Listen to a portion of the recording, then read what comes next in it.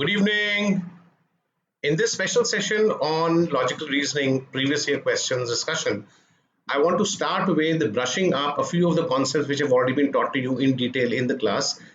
I will follow it up by attempting a certain number of previous year questions. I've picked up questions from 2011 because I was apprehensive about using questions which you've already seen before. You would possibly be practicing questions after 2015. In this particular session, we'll begin with a general idea about logical reasoning, the basic rules. There's a certain number of concepts there. We look at the four kind of statements which can come, based upon which you need to find out a valid conclusion. We'll try doing a lot of rough work so that we can arrive at our answers quickly and with a higher amount of accuracy. Logical reasoning, as you know, is basically a set of rules which teaches you how to use information in order to reach a certain conclusion or a decision or a viewpoint. And converting information into a conclusion is called as reasoning. You have to be careful that you use only the information which is given in the question stimulus or the paragraph on top, and do not add any information from your own memory while you arrive at the conclusion. This is the first thing which you need to keep in mind. Do not use any information from your memory. Only use information which is given in the question stimulus or the paragraph given on top, the numbered set of statements. So this is something which I do in class in order to give you a little bit of confidence that you have an idea about reasoning. I'm writing two sentences on the board, and after looking at the two sentences, you have to go in for speaking out the third sentence which comes to your mind on the basis of these two sentences. I'll repeat. Two sentences will appear on the screen. I want you to speak out the third sentence which comes to your mind based upon these two sentences written on the screen. The first sentence is Virat is a cricketer. The second sentence is all cricketers are healthy. What's coming to your mind? You would possibly be thinking that Virat is healthy or Virat must be healthy. If you agree with this kind of a conclusion based upon this kind of information, then you already know a particular way of reasoning on which 90% of the questions are based. This method of reasoning is called as deductive logic, logical deduction, or purely as deduction. But there's a second method of reasoning as well, which is slightly uncommon. Suppose you're given information that Virat is a cricketer and Virat is healthy, based upon which you have to find a conclusion. Then one conclusion which looks slightly unacceptable is a conclusion which says all cricketers are healthy. Now, some of you may disagree with this particular conclusion, thinking that we have information only about one cricketer, which is Virat, and this guy is healthy. Based upon that, we cannot generalize it and say that all cricketers are healthy. But understand one thing very clearly: in situations where we've got less information available to us, we have to go in for using a slightly different way of reasoning, which is called as inductive logic or logical deduction, or purely as induction. This is a method which is on which stereotypes are based. You meet one person from a certain state and he is of a certain type, and you start thinking that possibly all people of that particular state or that particular country are of a similar type. That is inductive logic which is being used by you. We all use inductive logic, and at times it is politically incorrect way of reasoning, but on the examination, if it appears, you will have to take answers according to inductive logic. So understand very clearly that whether it is inductive logic or deductive logic, both of these logics are 100% acceptable. But you also have to understand that in case you end up with a question where two answers are wrong and one answer is right according to deductive logic, another one is right according to inductive logic, then you always have to prefer the answer which is according to deductive logic, which is valid according to deductive logic. That will give you marks. But suppose you have a question in which three answers are wrong and one is right according to inductive logic, then you will have to pick up that answer because that is the answer that is going to fetch you marks. So both of them are 100% correct, but we prefer deductive logic to inductive logic. Logical reasoning questions, they check your ability to arrive at a conclusion based on given statements, which may be 1, 2, 3 or 4 statements. Here, luckily, conclusions are based on only 4 types of statements and a few of their variations. So if you're clear about just these 4 statements or 4 sentences and what's their exact meaning, then you will not have any confusion in case of questions of logical reasoning or questions of syllogism also. Each statement can be represented by a certain diagram which is called as a Euler circle diagram in order to avoid confusion. It helps us understand the sentences better.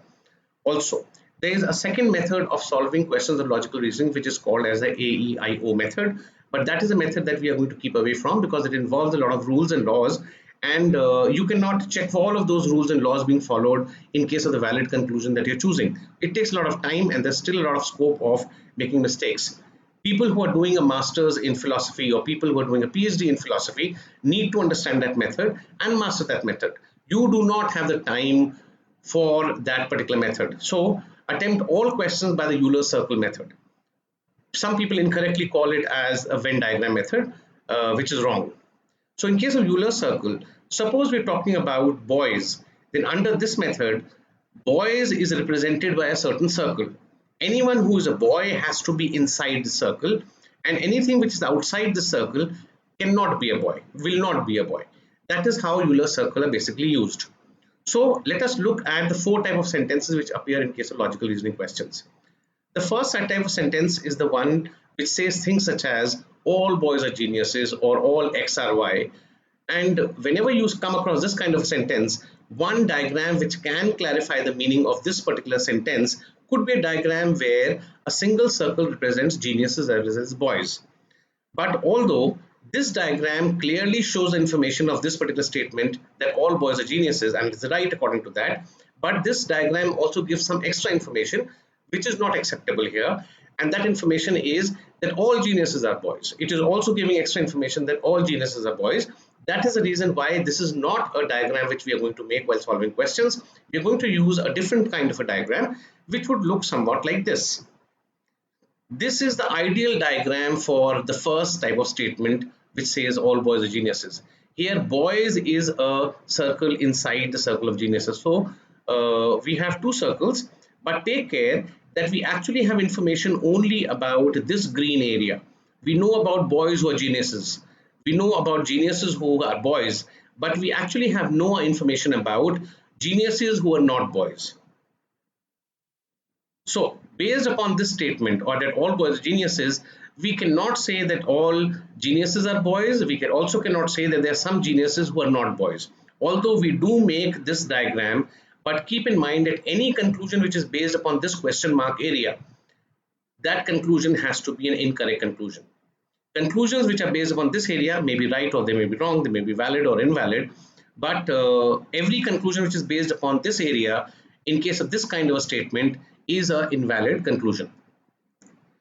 The second type of sentence which appears has no confusion. It says things such as no boys are geniuses or no X are Y.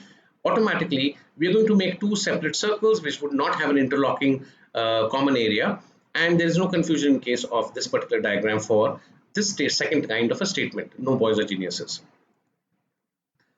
The third type of sentence which appears says things such as some boys are geniuses or some X are Y. So in case of this particular sentence, the information of the sentence can be shown by this diagram. This diagram clearly shows that some boys are geniuses. But the problem with this particular diagram is that this diagram also gives some extra information, which is all geniuses are boys, and this information all geniuses are boys is not present here in this statement. That is the reason why this is not the kind of diagram that you're going to make. Instead, you will make a slightly different diagram which will look like this, where boys and geniuses are represented by two circles which have a common area, which are interlocking circles. But remember, you actually have information only about this area, the common area. You do not have any information about boys who are not geniuses. Similarly, you don't have any information about geniuses who are not boys. So any conclusion which is based upon this question mark area here or here, this conclusion would be an invalid conclusion. On the other hand, conclusions which are based upon this area may be valid or invalid depending upon rest of the question as such. This means that if you're given information that some boys are geniuses, then this does not mean that some boys are not geniuses or some geniuses are not boys.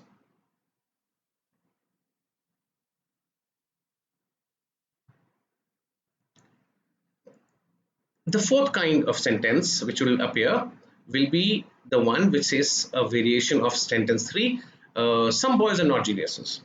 When you have a statement which says some boys are not geniuses, then this can be the kind of diagram that you will make, but remember, this time the area about which you have information is a different one. This is the shaded area that you can really comment upon. You do not have any information about this area or about this area. These two areas are question marks for you, and any conclusion which is based upon these two areas has to be a wrong conclusion.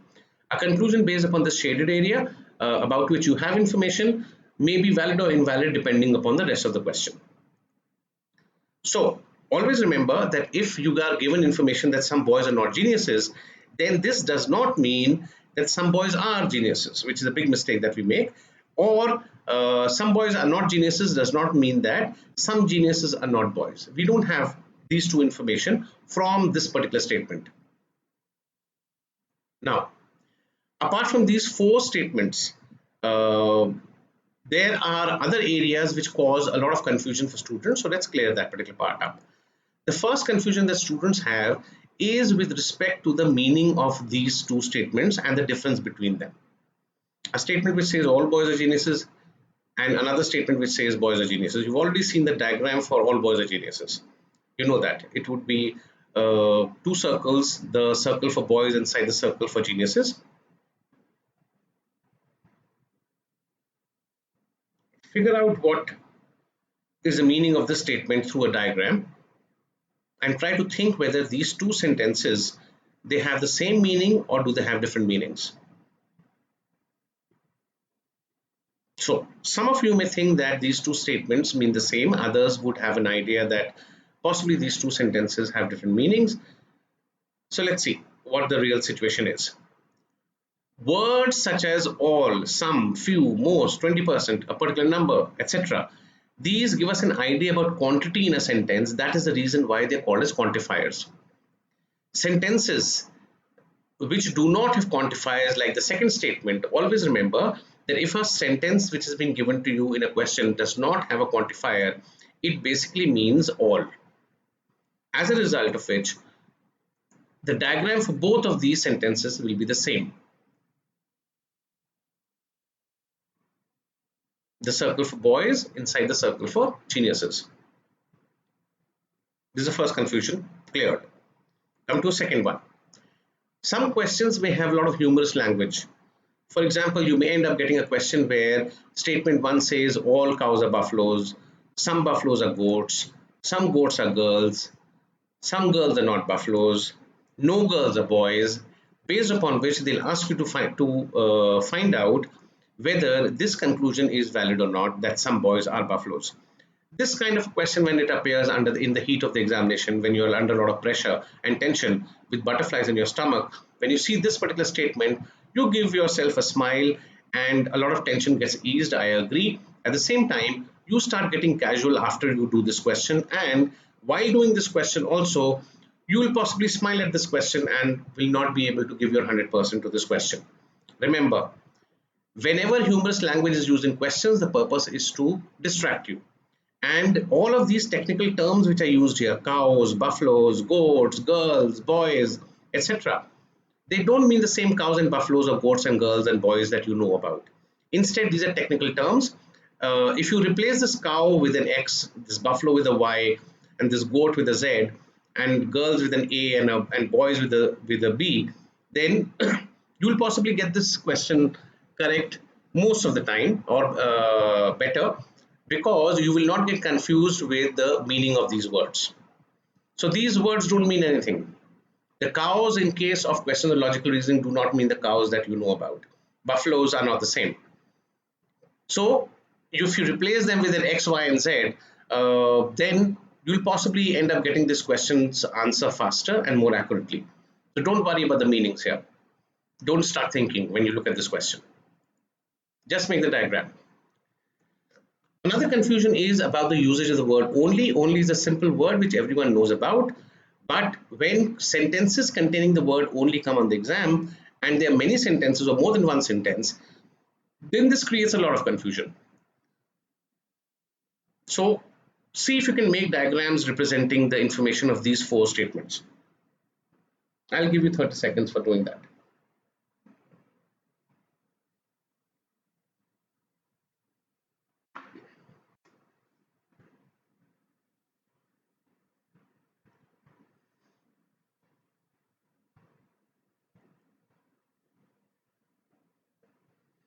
You can make the diagram for the first statement, for the second statement, and then the confusion starts with the third statement.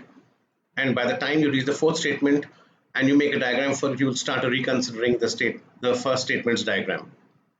So if you think about the meaning of these particular sentences, you can end up with more than one interpretation. So that is something with which we cannot afford during an examination. So always remember, whenever you come across a word only in a certain statement on logical reasoning, the moment you see the word only, you need to make this diagram.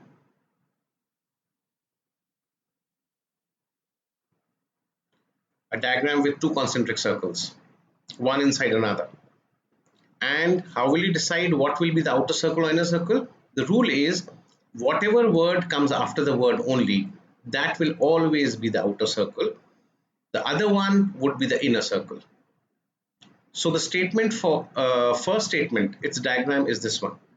If you do the same thing for the second statement, the moment you see the word only in second statement, you need to make two concentric circles, one inside another, and whatever word comes immediately after the word only, that has to be the outer circle. The other one would be the inner circle, which basically means that statement 1 and statement 3 would be the same because the word only in both of them is followed by dogs, and statement 2 and statement 4 will have the same diagram, which is the lower one. For statement 1 and statement 3, the stop diagram, and for statement 2 and statement 4, the lower diagram, the one at the bottom left.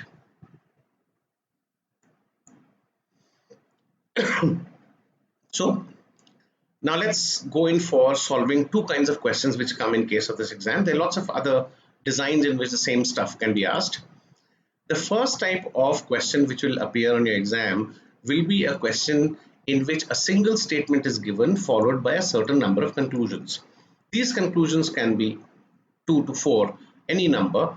I have prepared a complete question which carries all possible dimensions, all possible conclusions that can be made, valid or invalid conclusions. When you look at this particular question, the first step which you need to take is not look at the conclusions. Instead, you need to look at the statement and figure out what is the diagram to be made here. If all boys are geniuses, then the diagram would obviously be this one, where you know about this area, you have no idea about this area. Remember that. And when you go in for checking the conclusions, the first conclusion says some geniuses are boys. Some geniuses are definitely boys because the circle for boys is inside the circle for geniuses. As a result, conclusion number 1 is a valid conclusion. Look at conclusion number 2, it says some boys are geniuses. Okay, when you see this particular statement which says all boys are geniuses, then some of you may have a doubt that if I already have information that all boys are geniuses, why am I even thinking about some boys being geniuses? But the issue out here is, if all the boys are geniuses, then this conclusion should also be a correct one. If you have a bag of potatoes and all potatoes are rotten, then a conclusion which says some of the potatoes in this bag are rotten is definitely correct. So there shouldn't be any confusion about the second kind of a conclusion. If you look at conclusion number 3, it says all boys are geniuses. It is the same as what the given statement was. And some of you may think this is not a conclusion, this is a restatement. But remember, you have to find out whether a certain conclusion is valid or not based upon the information given. So if I look at the information given, all boys are geniuses, then a conclusion which says all boys are geniuses is definitely correct based upon this information. As a result, nothing can be better than a restatement of whatever information is given. If I look at conclusion number 4, which says some boys are not geniuses, then this is a statement which goes against this information. It is contrary to the given statement, as a result of which conclusion number 4 has to be incorrect. Conclusion 5 says some geniuses are not boys. Now this particular conclusion is saying that this area exists, but remember, this was a question mark area for us. So I do not know whether this area exists or does not exist. If conclusion number 5 is talking about this particular area, then it is definitely wrong. Similarly, when I look at conclusion number 6, which says all geniuses are boys, then this is a conclusion which is assuming that this area does not exist. And it is saying that the same circle represents boys as well as geniuses. which is obviously wrong because I do not even know whether this area exists or does not exist. So if you look at it individually, conclusion number 5 and conclusion number 6 are definitely wrong, independently, separately. But look at it practically also now. Although I agree that conclusion number 5 and conclusion number 6 are wrong because one is assuming that this area exists, another one is assuming this area does not exist. But in the end, in the real world, this area is either present or not present, which means one out of these two conclusions has to be correct. I don't know which one. I don't even have a bias, but one of them has to be correct out of 5 and 6. This is the reason why the answer for this particular question will not be C choice. Instead, the credited answer or the answer for which you will get marks or the most preferred answer would be D option, which says 1, 2 and 3 are valid and either 5 or 6 are valid, and any one out of these two is valid. Now, in case of this particular question, we learned two things. First thing which we learned was that we may end up with situations where there may be two conclusions which are invalid independently, but out of the two of them, one of them has to be valid, giving rise to this kind of a language in the answer choices. The second thing which you have to understand is that out here, because all the conclusions are based upon a single statement, only one statement is present here. When conclusions are based upon a single statement, that is called as an immediate conclusion. That's the 13th concept.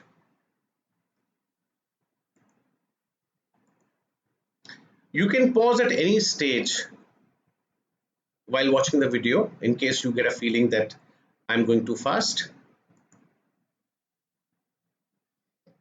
So now let's move on to the next one. If I look at this question, which says find the valid conclusion or conclusions based upon the information given in statements, here two statements are given and based upon which there's a certain number of conclusions. Actual exam will not have so many conclusions in a single question, but I have tried to write down every possible conclusion, valid or invalid, which can possibly come in these questions based upon this kind of statement set. So when I solve this particular question, then I look at statement number 1. I'll not get scared by the length of this question. Instead, the moment I look at statement number 1, I'm going to make a diagram representing the information of statement number 1, a diagram which looks like this. Remember, we know about this area.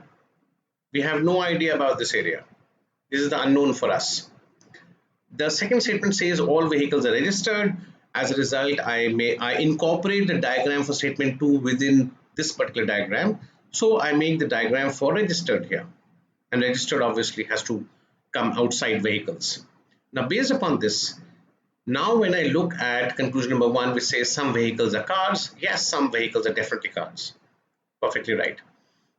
Second one says some cars are vehicles. Well, if all cars are vehicles, then some cars have to be vehicles. Conclusion number 2 is also valid. Conclusion number 3 says all cars are vehicles. Yes, that is a restatement. So it has to be 100% right and valid. Conclusion number 4 says some cars are not vehicles. Now this is something which is contrary to the information which is given here, opposite to the information given here. So this conclusion has to be incorrect. Conclusion number 5 says some vehicles are not cars. Some vehicles are not cars. Well, this was a question mark area for us. So if conclusion number 5 is assuming that this area exists, then this conclusion is definitely wrong. In a similar manner, when I look at conclusion number 6, it says all vehicles are cars. Now this one is assuming that this particular area does not exist, and we have the same circle representing vehicles as well as cars. So because it is talking about this area not being present, assuming this particular thing, so obviously conclusion number 6 also has to be incorrect. But out of conclusion number 5 and conclusion number 6, one of them has to be correct.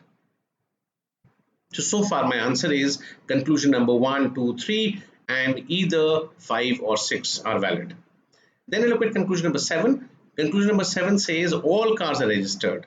Now if you look at this particular conclusion, conclusion number 7, then this particular conclusion is not based upon a single statement, rather it is based upon both the statements. When a conclusion is based upon more than one statement, then that is not called as an immediate conclusion which we were encountering so far. Instead, it is called as a mediate conclusion or a syllogistic conclusion or simply a syllogism. So syllogism is nothing but a mediate conclusion or a syllogistic conclusion. So if I check the validity of this seventh conclusion, which says all cars are registered, then yes, the circle for cars is inside the circle for registered, so it has to be correct. Conclusion 8 says some cars are registered. Yes, this is also correct and valid. Ninth one says some registered are cars. Well, if all cars are registered, then some registered have to be cars, according to the diagram also. So ninth is also valid conclusion. If I look at conclusion number 10, it says some registered are not vehicles. Now, this conclusion is actually talking about this question mark area that we don't know much about. So, because it's talking about the unknown area, that's the reason why this conclusion independently has to be incorrect. Conclusion number 11 says all registered are vehicles. This statement, when it says all vehicles are registered, it is saying that this particular area does not exist. But we don't know about this area, whether it exists or does not exist. Our information doesn't say anything about it. So, conclusion number 11 is a conclusion which is invalid independently. But practically, out of conclusion number 10 or 11, one of them has to be correct because this area either is present or else not present. As a result, my ideal answer would be conclusion number 1, 2, 3, 7, 8, and 9, and either conclusion number 3 or 4, and either conclusion number 10 or 11 would be correct. Pause the video, watch it again if you have a confusion somewhere.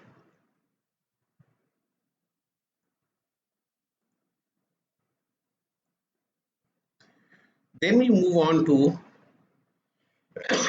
an actual question which appeared in 2011. I picked up a pretty old paper because I did not want to discuss a question which is familiar to you or which a question that you are familiar with.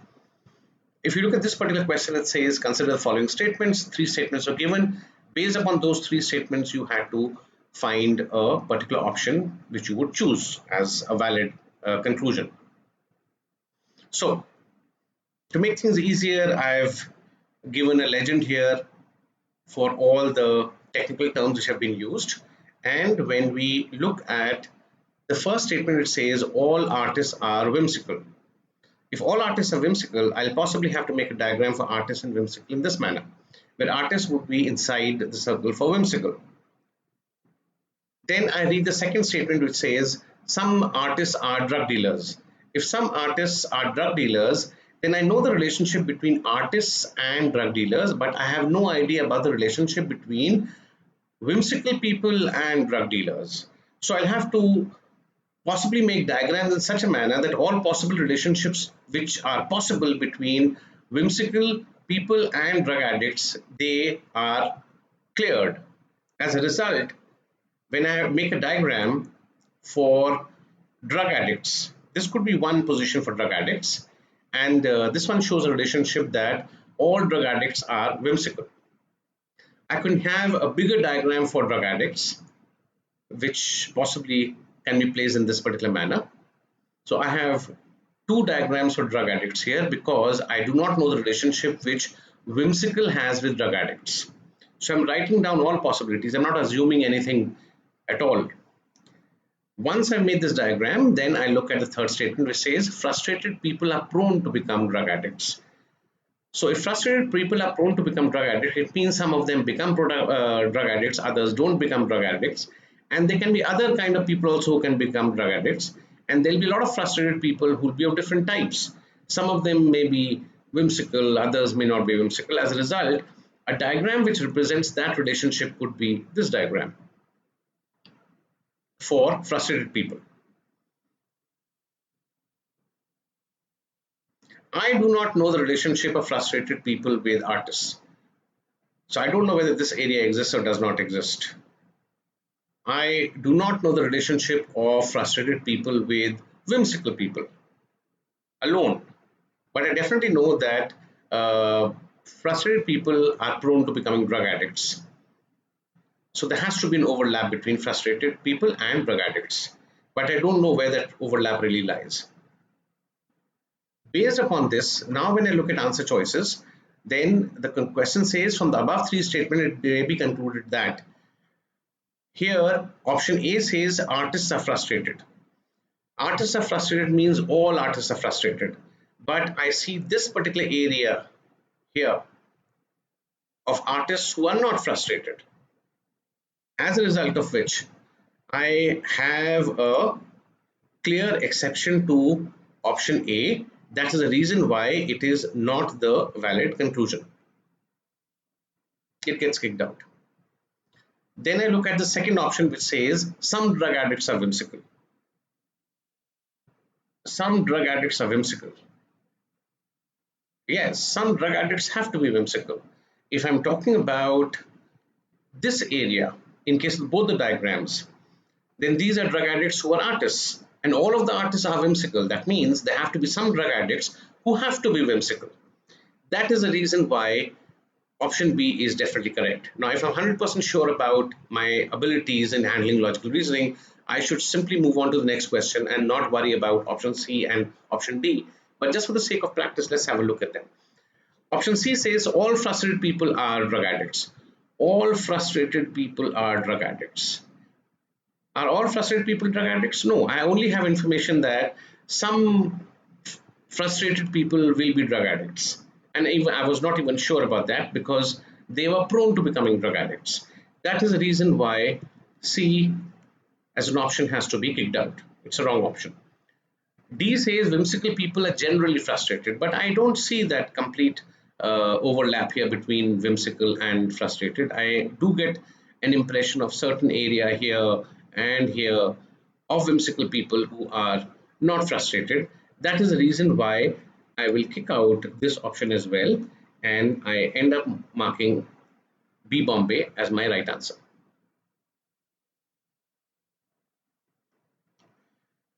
Let's try one more question.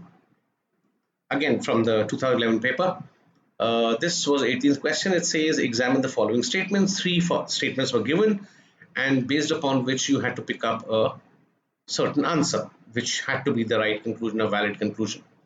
So if I look at my first statement out here, it says only those who have a pair of binoculars can become members of the Bird Watchers Club. So people who have a pair of binoculars, have represented them by HB and the circle of this particular color. And members of Bird Watchers Club, members of Bird Watchers Club are represented by a black Euler circle. So if these are members of the Bird Watchers Club, then the circle for members of Bird Watchers Club will come inside the circle for those who have binoculars. Why? Because the word only is being followed by those who have binoculars. So whatever comes after only has to be the outer circle. Simple way. Then I look at the second statement out here. It says some members of the Bird Watchers Club have cameras. So I need to make a circle for those people who have cameras. HC, a red circle. I can make the circle for people who have cameras here or here because I don't know the relationship of people who have cameras with people who have binoculars. So two possible relationships exist, and I'm not assuming anything. I'm making both of those relationships. The right conclusion, the valid conclusion has to be right according to both of these diagrams. The third statement says those members who have cameras can take part in photo contests. So people who have cameras can take part in photo contests. Basically means all those members who have cameras can take part in photo contests. Based upon that, we're talking about this area. This green area is those people who can take part in photo contests. These are those members who can take part in photo contests because they've got cameras. This is overlapping region. Based upon this, if I look at answer choice A, it says all those who have a pair of binoculars are members of Bird Watchers Club. But that is not the relationship which I can see here. I can see that there may be some people who have binoculars but are not members of the birdwatchers club. May or may not be. So if I look at conclusion A, then this is a may or may not be situation. It is not a valid conclusion. As a result, I kick this out. B says all members of birdwatchers club have a pair of binoculars. All members of the birdwatchers club have binoculars. Yes, the circle for members of birdwatchers club is inside the circle for people who have binoculars. That is the reason why option B is definitely correct. And if I'm 100% sure about what I'm doing, then I should not be wasting my time on option C and option D, which definitely have to be wrong. If A and C are wrong and if B is right, then I definitely cannot pick up D Delhi as an answer, and my answer becomes option B. One last question, and then the torture gets over. 19th question here said, again the same paper. During the last summer vacation, Ankit went to a summer camp where he took part in hiking, swimming and boating. This summer he is also looking forward to music camp where he hopes to sing, dance and learn to play the guitar. Based on the above information, 4 conclusions as given below have been made. Which one of these logically follow from the information given above? Now remember, we learned a particular rule which talked about not using information which is not given here in the paragraph on top. I have to answer the question based upon the information given here in the question stimulus paragraph. Now, if I look at option A, it says Ankit's parents want him to play the guitar. How can I get this particular conclusion if it is talking about parents and if parents have not been mentioned here in my question stimulus? So parents is the reason why I can quickly kick out option A. B says Ankit prefers music to outdoor activities. Ankit went to summer camp last summer camp, possibly in the last summer vacation. This summer he's going for a music camp. Does that mean that Ankit prefers music to outdoor activities? No, I do not have any support for this particular technical term prefers. That is the reason why I'll possibly kick out B choice also. C choice says Ankit goes to some type of camp every summer. I have got information only about 2 years, 2 summer vacations. One summer vacation where he went for a summer camp, a second summer vacation where he's looking forward to going to a music camp. That does not mean that he goes to some type of a camp every summer. That is the reason why option C has to be kicked out, and I'm left with D, which should be the right answer.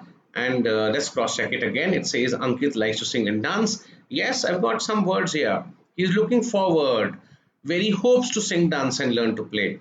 That is enough for me to choose option D as the perfectly right answer. That takes care of things. We'll stop here. Best of luck and do a good job. You have the potential to get selected, but the only person who can mess up with your preparation now is you yourself. If you think too much, if you think about negative things, if you talk to your friends who are pretty negative by nature, then yes, they'll convince you to mess up this examination. You've already prepared for the whole year. Now is the time when all of that is going to get tested. So you need to be in the right spirit, positive mood, positive attitude, and give your best shot possible. Bye. That's all for today. Good night.